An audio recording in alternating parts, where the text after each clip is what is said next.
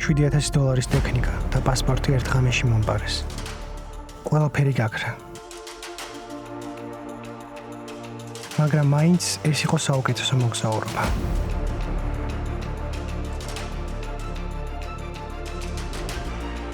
კანარის კუნძულები, ლა-პალმა. ეს არის ერთ-ერთი ყველაზე ბნელი და სუფთაცის მქონე ადგილი დედამიწაზე. აქ საკვირდებიან მსოფლიოს ყველაზე ძლიერი ტელესკოპები. ყოველი ღამე ისინი კოსმოსს იკვლევენ. ზღვის დონიდან 2400 მეტრზე გრუბლების ზემოთ ჰაერი მშრალია, სტაბილური და ატმოსფერო თითქმის არ იწვრის. და ეს ნიშნავს ერთ რამეს, საუკეთესო პირობებს კოსმოსის გადასაღებად. წელიწადში 300-ზე მეტი ღამე ცა აქ სრულიად სუფთაა. აქ არსებობს კანონი, რომელიც ხვდავს სინათლეს, არეგულირებს ქალაქის განათებას და იცავს სიბნელეს. აქ თვითმფრინავების მარშრუტებიც კი კონტროლდება. და სწორედ ამიტომ ლა-პალმა გახდა ერთ-ერთი ყველაზე მნიშვნელოვანი ადგილი ასტრონომებისთვის. და სწორედ ამიტომ გადავწყვიტე აქ ჩავსულიყავ. მიზნად დავისახე, რომ ლა-პალმიდან გადამიღო ცხენისთავის ნისლეული, რომლის სინათლეც დედამიწამდე 1300 წელი მოგზაურობს. ამ მისიის შესასრულებლად 3 ადამიანი წავედით. მე, ელენე და გიო. მაგრამ სანამ ლა-პალმაზე მოხვდებოდით, ჯერ მასთან ახლოს მდებარე კუნძულზე ტენერიფეზე უნდა ჩავსულიყავით. იქ მოსახვედრად ჯერ ვარშავაში ჩავედით, ხოლო შემდეგ ტენერიფეზე. კანარის ყველაზე დიდ კუნძულზე.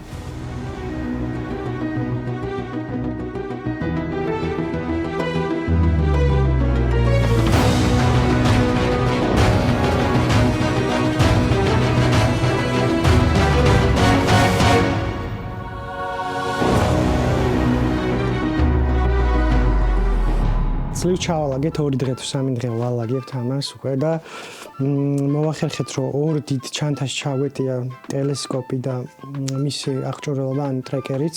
ახალი კამერა რომელსაც ვაპირებ რომ გავტესტო ტენერიფეზე და ლა-პალმაზე უფრო სწორად, იმიტომ რომ ეს გვაძლევს საშუალებას რომ მაქსიმალურად გამოვიყენოთ ლა-პალმას ხილვადობა და ამინდი.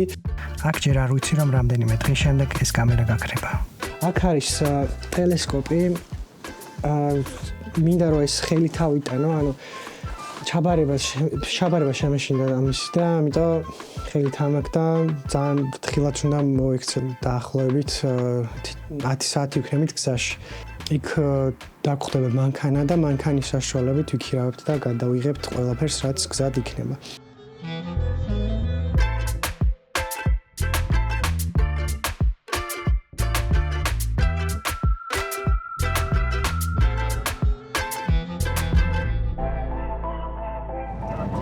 ესეც ასე ჩამოვედით და ეგრევე მანქანა ვიქირავეთ. მივდივართ უკვე სასტუმროში. ძალიან კარგი ამინდი არის და საერთოდ არცია და 21 გრადუსია. აი გორშიც მოვედით. ხსმარჩი გავაჩერებთ. ტენერიფე ვულკანური წარმოშობის კუნძულია, რომელიც მილიონობით წლის წინ ოკეანის ფსკერიდან ამოვიდა. მის გულში მდებარეობს მთა ტეიდე, ძველი, მაგრამ ჯერ კიდევ აქტიური ვულკანი და ესპანეთის ყველაზე მაღალი წერტილი. აქ ევროპელების მოსვლამდე სახლობდნენ გუანჩები, უძველესი ხალხი.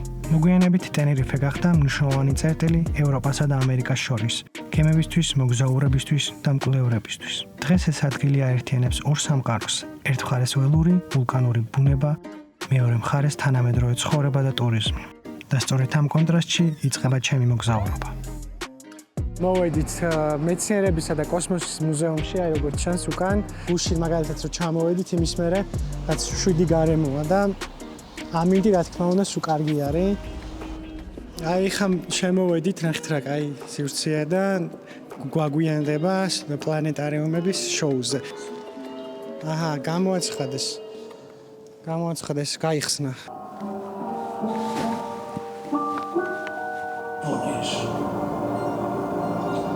Elhidrógeno. ეს არის ჩვენი galaktika, ირმის ნახტომი და აი ამ წითელი ხაზით ჩანს სად ვართ ჩვენ. მზის სისტემა არის აქ. ეს არის ცენტრი. ჩვენი galaktikas ცენტრში არის როგორც მეცნიერები ამბობენ შავი ხვრელი და ჩვენ ვართ კიდეში. ესე იგი, ეხლა გვაჩვენებს ეს რამდენი კილოგრამი ვიქნებით კონკრეტულ პლანეტაზე. ესე იგი, ჩვენ თვარეზე თუ წავალთ 13 კილოგრამი ვიქნებოდი, დედამიწაზე 82 ვარ, ყველაზე მეტი მიმზიდველობის ძალა აქ მზეს. ვისაც წონაში დაკლება გინდათ, შეგიძლიათ გაფრინდეთ მთვარეზე და იქ 8-ჯერ ნაკლები წონა იქნებით. როგორ დავაწყოთ?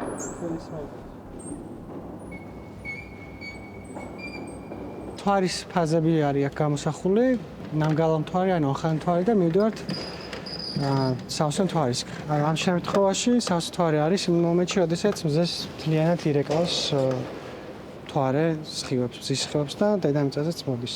მზის საათი არის ეს და აქ ჩანს ყველაფრის გამოთვალ შეგიძლიათ, რომელი დღე არის, რომელი თვე და რომელი საათი.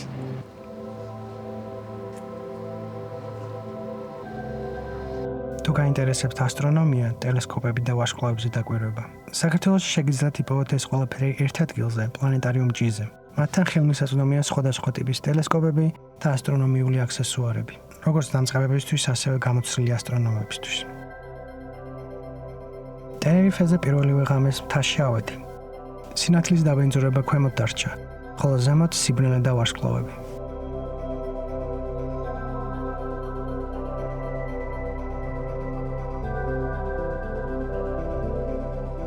ვერც კი წარმოვიდგენდი, რომ მეორე დილას ყველაფერი შეიცვლებოდა. დილით მანქანასთან რო ჩავედი, უკანა ფანჯარა ჩამტვრეული დამხვდა. პირველ წამებში ამ ყველაფრის არ მჯეროდა, მაგრამ ნელ-ნელა გავაცნობიერე, რომ ყველაფერი გაქრა. ტელესკოპი, კამერა, ტრეკერი და პასპორტიც კი. რა თქმა უნდა, პოლიციაში წავედი, განცხადება დავწერე, მაგრამ იმედი, რომ რაიმე დამიბრუნდებოდა, მალევე გაქრა. აქ პოლიცია მსგავს დანაშაულებებს სერიოზულად არ უყურებს.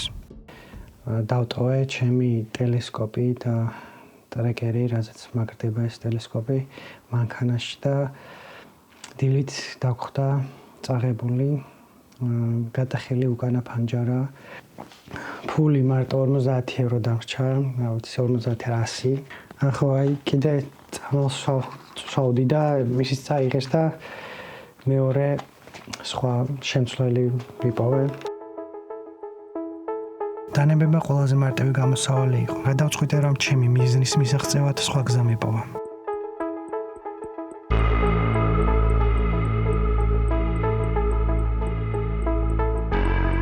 ტენერიფეზე ბოლო დღეს ტეიდეს მთაზე ავედით, სადაც ობსერვატორიებიც დაგხვდა.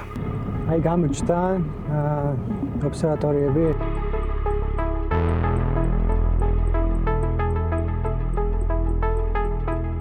და აქეთ ჩვენი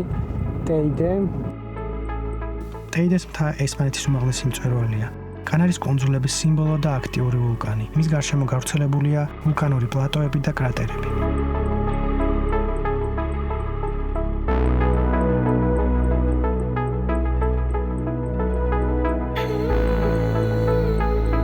ბუნებაში გასვლამ გამახსენდა თუ რატომ მიყვარს კოსმოსი. ასტროფოტოგრაფია მხოლოდ ტექნიკა არ არის. ეს არის ცნობის მოყვარეობა და ცაშიყურება. და სწორედ მაშინ გადავწყვიტე, რომ გავაგრძელებდი ჩემი მიზნის შესრულებას. დღის ბოლოს ლაპალმისკენ მიმავალ ბორანისკენ დავიძარით.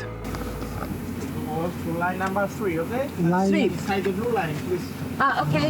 Thank you. Muchas gracias. Adiós. 1 საათი მოვდიოდით ტეიდედან და ეგრევე შეიცვალა ტემპერატურა. ზემოთ 5 გრადუსი იყო და აქ ჩამოვედით უკვე 20-ია. სხვაგან მგონი არც არის ესე უცბად 1 საათში რომ 3000-ზე იყო და მე ზღვის დონეზე გამოხვიდე, შეუძლებელია. ლაპალმაზე ბორანით გადასვლას 3 საათი ჭირდება.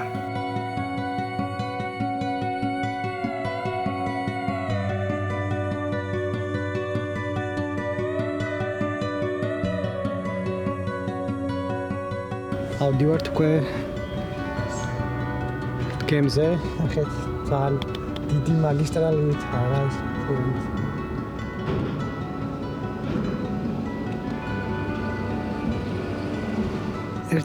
ერთი კონსოლიდან მეორე კონსოლზე გადააქვთ პროდუქტები. ყველაფერი მოკლედ ალბათ მარაგდება ამ გემით.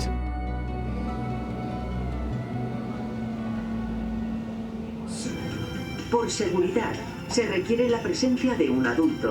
No se permiten zapatos ni productos de alimentación en su interior. El acceso de animales de compañía a las zonas.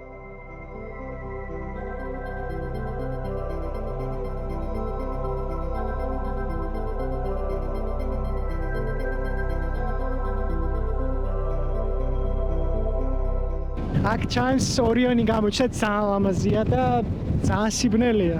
ეს განათებები, ამის განათებები ძალიან ხელს გუშლის, მაგრამ მაინც ძალიან და უკვე დავშორდით ტენერიფეს და დაახლოებით ნახევარი გზა გავიარეთ. მალე მივალთ და ძალიან ბევრი სატელიტი დაფრინავს ხაცაზე რაც უყურებ. ბორანზე მოლდოველი წყვილი გავიცანი. ისინი პირველად საქართველოში ჩვენ ქვეყანაში შეხვდნენ ერთმანეთს. დავგეგმეთ რომ მეორე დღეს ობსერვატორიაში ერთად წავიდოდით, მაგრამ ამ საუბრის მეორე ზღვის ავადმყოფობამ შემოგვიტია. ძლიერი ტალღებისა და ქარის გამო ჩვენ გეგმები სრულიად გადაგვავიწყდა.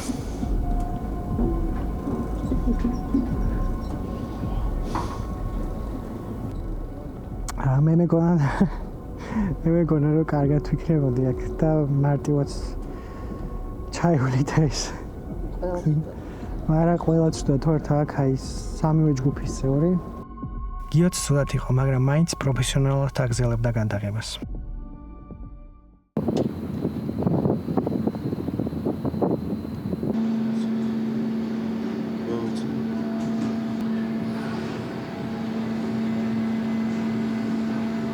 გადაურჩით ამ გამოწვევასაც და არ მეგონა რომ დასრულდებოდა ეს ტაჭო, მაგრამ დასრულდა. მაგრამ ჯერ კიდევ ელენე ისევ ცუდად და დრო მალე მივიდეთ უნდა სასტუმროში. ჩვენ ლა-პალმაზე ათოს სტარ კამპუსის საცხოვრებელში გავჩერდით, სადაც ასტროფოტოგრაფებისთვის იდეალური გარემოა მოწყობილი. You have to go steep mountain high and then the next possibility after 50 meters on the left side.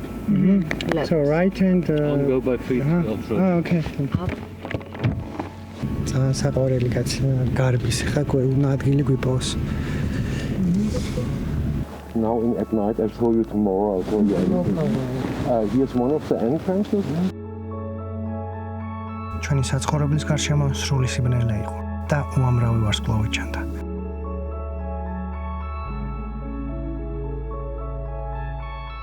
ამ ადგილზე არის ასტრონომიული პლატფორმები და მაღალი კლასის ტელესკოპები.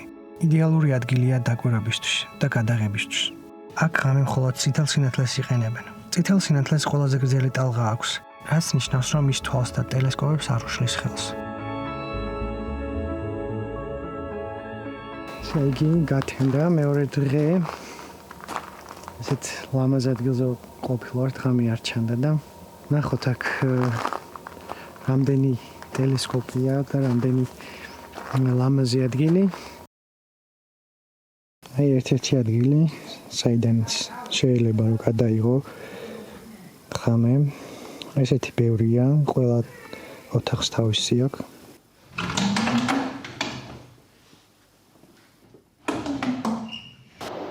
მისაღები ესეთი აქ იგივე სტუმრები და შემდგომ გაატარა თემი დრეისით აიყვნენ.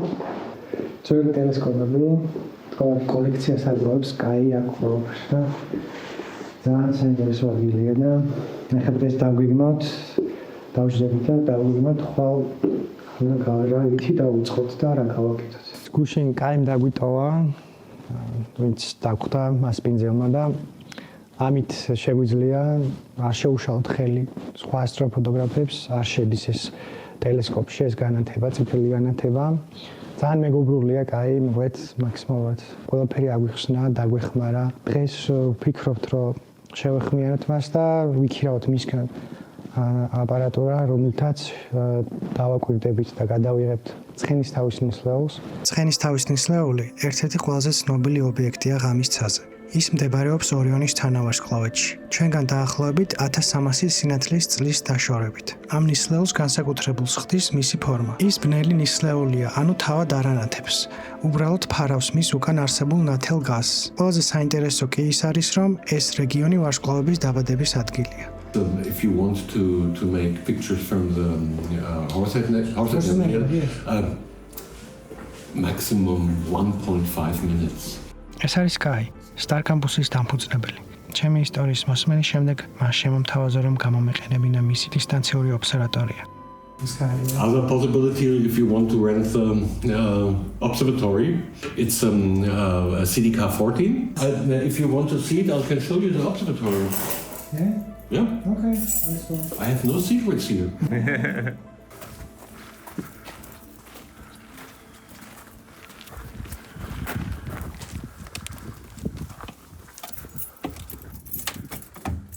მან თავისი ობსერვატორია დაგვეთვალიერებინა. ყველაფერი ზუსტი, სტაბილური და პროფესიონალური იყო. ეს მეორე შანსს გავდა.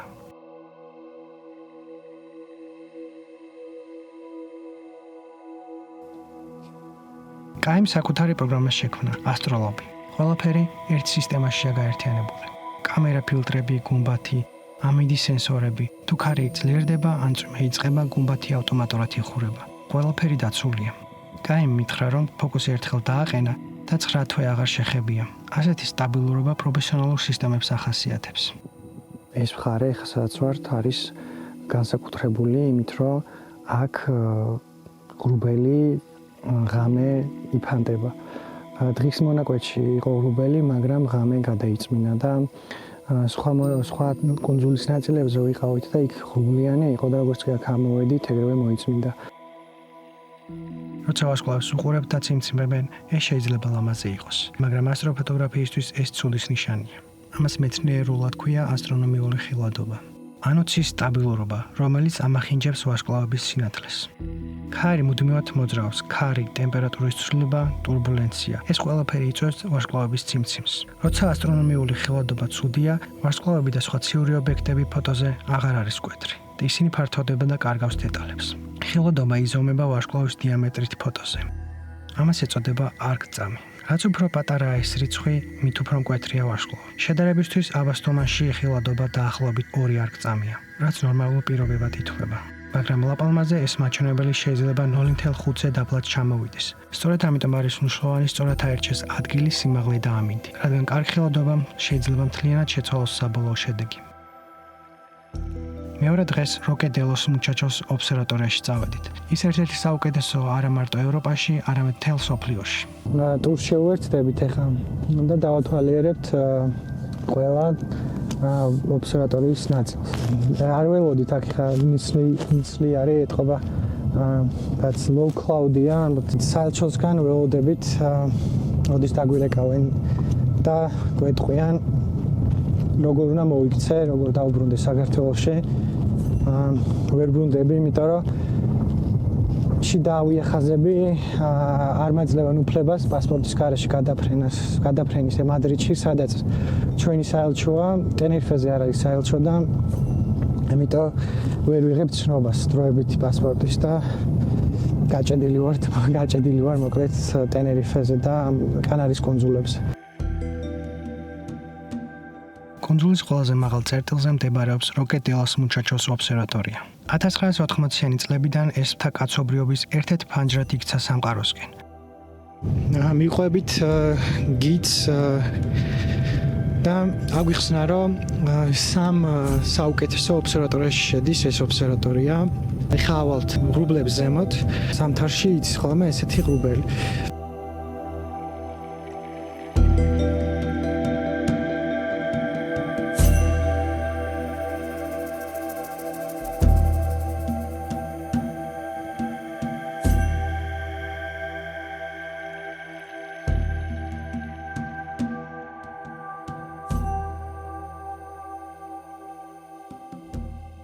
აქ 60-ზე მეტი ტელესკოპი მუშაობს სხვადასხვა ქვეყნიდან.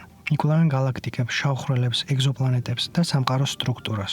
ერთ-ერთი ყველაზე შთამბეჭდავი ტელესკოპია Gran Telescopio Canaris. მისი სარკის დიამეტრი 10.4 მეტრია. Hola y bienvenidos al Gran Telescopio Canarias o Gran Tecan, que es como la gente suele llamarme. Por favor, sigan a Gara.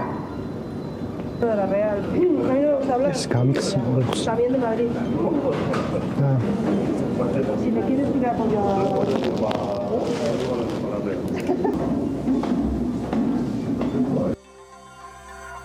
ასტრონომიაში ზომა ნიშნავს სინათლეს და სინათლე ნიშნავს ინფორმაციას. რაც უფრო დიდია სარკე, მით უფრო შორს და უფრო წარსულში ვიყურებით. სადღაც 30 სარკე დავთვალეთ დაახლოებით. აი მოძრაობა დაიწყო. ასეთი ზომის ტელესკოპი ერთიანი სარკით ვერ აეწყობა. ის შედგება მრავალი ჰექსაგონალური სეგმენტისგან. სენსორები ამჩნევენ უმცირეს გადახრებს. მექანიზმები რეალურ დროში ასწორებენ მათ წამში 1000-ჯერ. ასევე გამოიყენება ადაპტირებადი ოპტიკა. ტელესკოპი ზომავს ატმოსფეროს დეფორმაციას და მაშინვე ასწორებს მას. თითქოს სამყაროს სათვალეს უკეთებენ. ტელესკოპები მხოლოდ ფოტოებს არ იღებენ. ისინი სინათლეს აანალიზებენ. ვარსკვლავების შიგნით არსებული ელემენტები, ჟანგბადი, ნახშირბადი და აზოტი, იგივე ელემენტებია, რაც სიცოცხლეს ქმნის დედამიწაზე.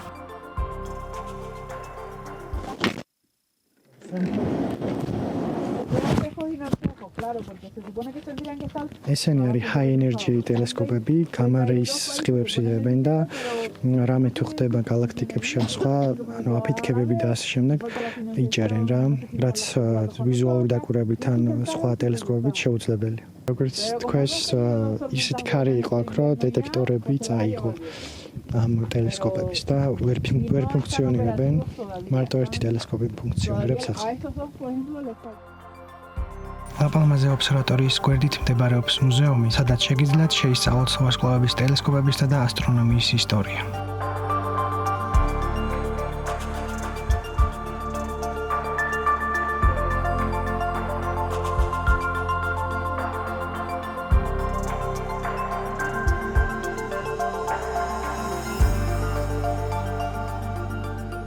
ბოლო დღეს ლაპალმის სამხრეთ ნაწილი დავათვალიერეთ.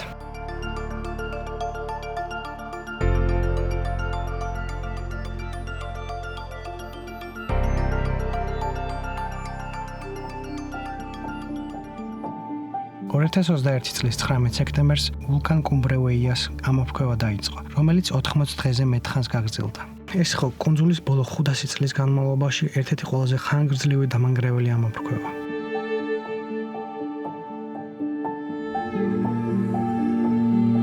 ღია დასრულებულა ჯერ კიდევ დაგვრჩა დასასრულებელი ერთი საქმე. მივდივართ ისევ ობსერვატორიაში და ღამის კადრები უნდა გადავიღოთ ვარსკვლავთან ერთად.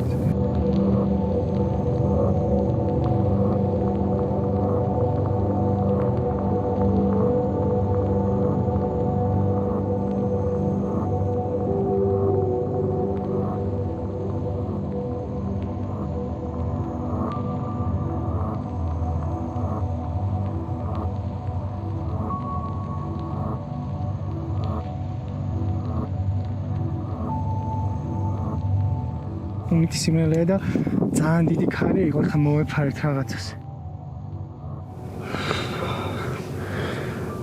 ძალიან ქარია ზემოთ და გავიხილეთ და ხილებს ვეღებს უკვე და სრული სიბნელეა და ზემოდან ჩანს ყველაფერი რა, მოკლედ ეს ღრუბლების დუღილი და ასე შემდეგ და ერთ მომენტში მეტეორიტი ჩამოვარდა და ზამთრიან საგანით რა. და დადგა ის მომენტი, რის გამოც აქ ჩამოვედით. ავამუშავეთ კაის ობსერვატორია, რის საშუალებითაც უნდა გადავიღოთ ცხენის თავის ნისლეული. მხილოდობა არის ძალიან არასახარბიელო და ამიტომ რაღაცების დათმობა მოგვიწევს, მაგრამ შედეგი მაინც იმაზე კარგი იქნება, ვიდრე მგონია რომ საქართველოსთან გვექნებოდა. საათობით აგროვებდა ტელესკოპი ფოტონებს, სინათლეს, რომელიც 1300-ზე მეტი წელი მოგზაურობდა. და ბოლოს, ამდენი წვალების შემდეგ მაინც მივაღწია მიზანს და გადავიღე ცხენის თავის ნისლეული, იგივე ჰორსით ნებულა.